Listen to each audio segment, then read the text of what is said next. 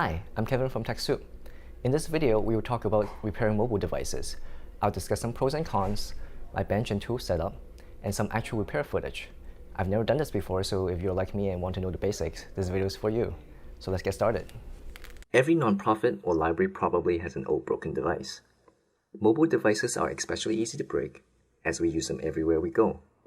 You generally have three options. 1. You can recycle it as e-waste. Do a quick online search for e-waste recyclers in your area, so hazardous materials don't enter the waste stream. A second option is to resell it, or trade in for a new one.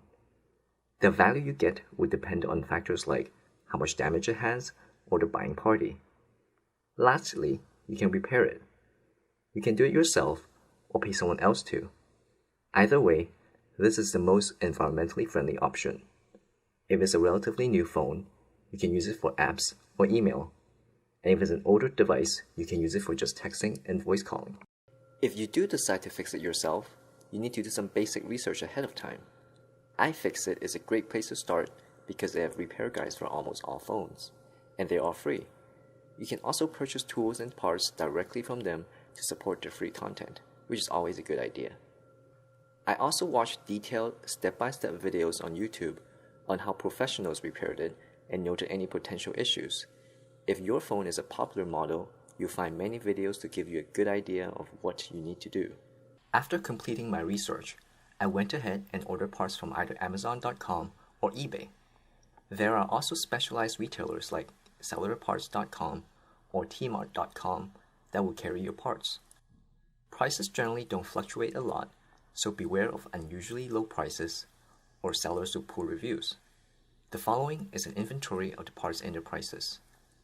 The screen and digitizer for $50, the pry tool, which was $5, what's called a Torx screwdriver, which is part of a toolkit for $30, a Phillips screwdriver, which is part of the toolkit, double-sided tape, which came with tweezers, for $5, a heat gun, which I use a hairdryer for.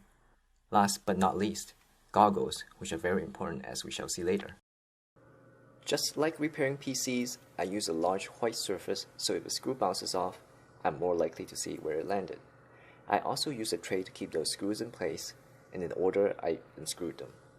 When you order replacement parts, you usually get some free tools like these, but I would avoid using them.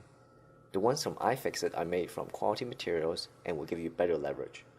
Along with the prying tool, tweezers, and the double-sided tape, I'm ready to begin.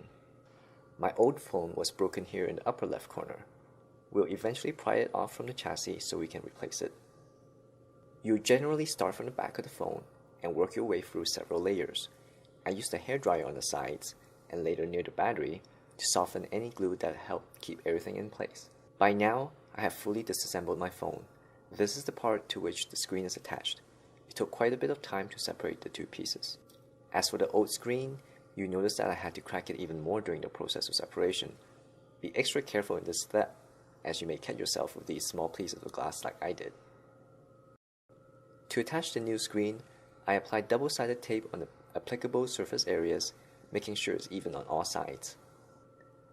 I've now reconnected the middle section, the battery, and other wiring. Once again, making sure everything is fitting snugly on all edges. With the case screw back on, I plug the charger in and the indicator light comes on. And most importantly, the screen display comes on too. When it gets fully charged, I'll turn it on to make sure the screen registers my touches as well.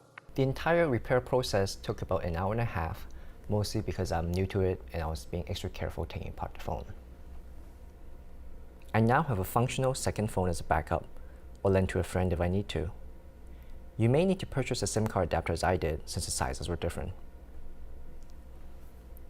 Overall, I felt that it was not too difficult, and if you have any experience fixing PCs, I would definitely give it a try.